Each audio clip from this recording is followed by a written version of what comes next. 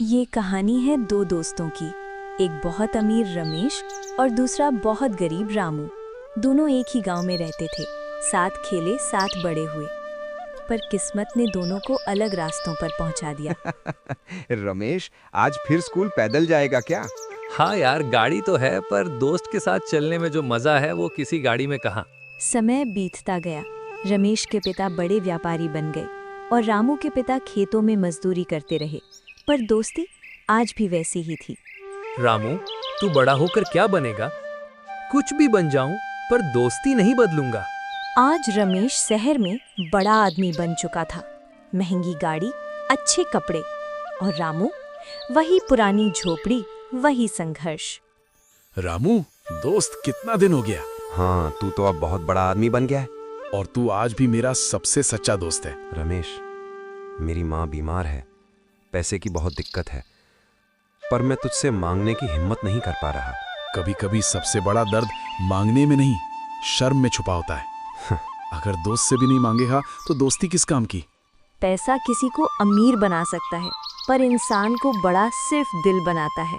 आज तूने साबित कर दिया, अमीर वो नहीं जिसके पास पैसा हो, अमीर वो है जिसके पास दोस्त हो। और गरीब वो नहीं जिसके पास कुछ ना हो, गरीब वो है जिसके पास सच्चा कोई ना हो। सच्ची दोस्ती हालात नहीं देखती, सिर्फ दिल देखती है।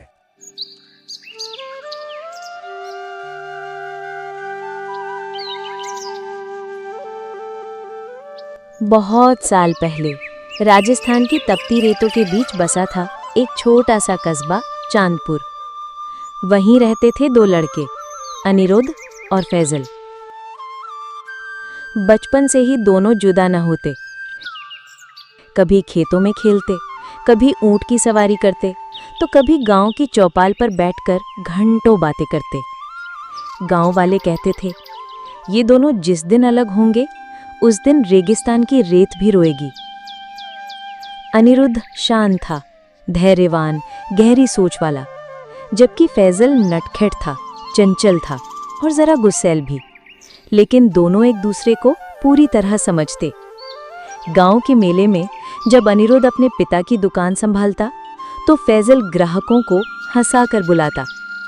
पढ़ाई में जब फैजल पीछे रह जाता, तो अनिरुद्ध उसका हाथ पकड़कर उसे आगे बढ़ा देता। दोनों का सपना था कि एक दिन गांव छोड़कर बड़े शहर जाएंगे और ऐसा कुछ करेंगे कि लोग हमारी मिसाल दें।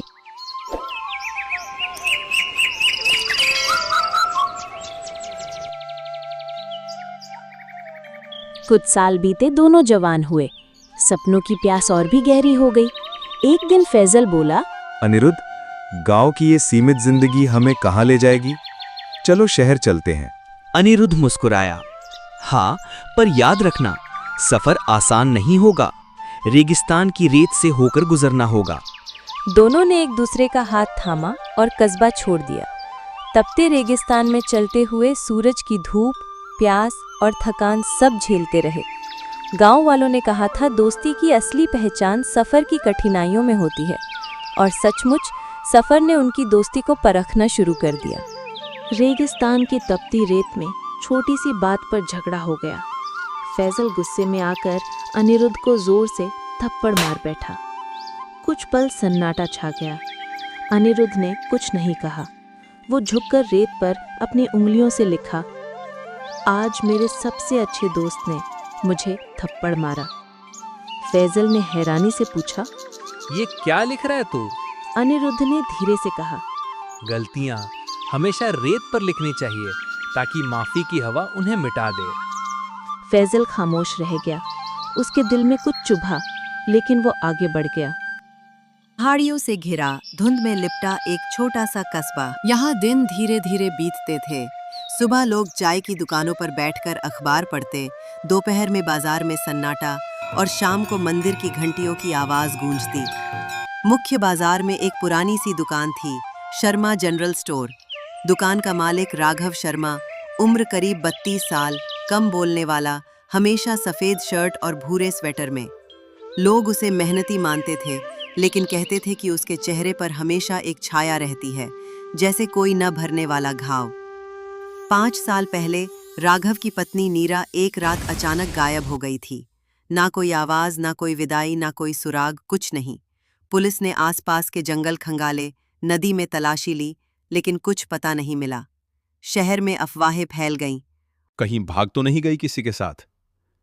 या फिर राघव ने खुद मार तो नहीं दी कहीं? राघव ने कभी सफाई नहीं दी, बस दुकान खोली, काम किया और रात को घर लौट गए। एक सर्द शाम, जब कोहरा ज्यादा था, राघव दुकान बंद करने ही वाले थे कि दरवाजे पर एक छोटी सी लड़की खड़ी थी, करीब 8 साल की, नीली फ्रॉक में, हाथ में पुराना टेडी बियर। पर उसने धीमे से कहा, क्या आप राघव अंकल हैं? राघव ने चौंक कर उसे देखा। हाँ, पर तुम कौन हो? लड़की ने मुस्कुराकर कहा, मम्मा ने भेजा है। वो कहती है कि आप बहुत अच्छे हो और मुझे आपके पास रहना है। राघव के दिल में जैसे किसी ने ठंडा पानी डाल दिया। तुम्हारी मम्मा कौन? लड़की ने धीरे से कहा, नीरो,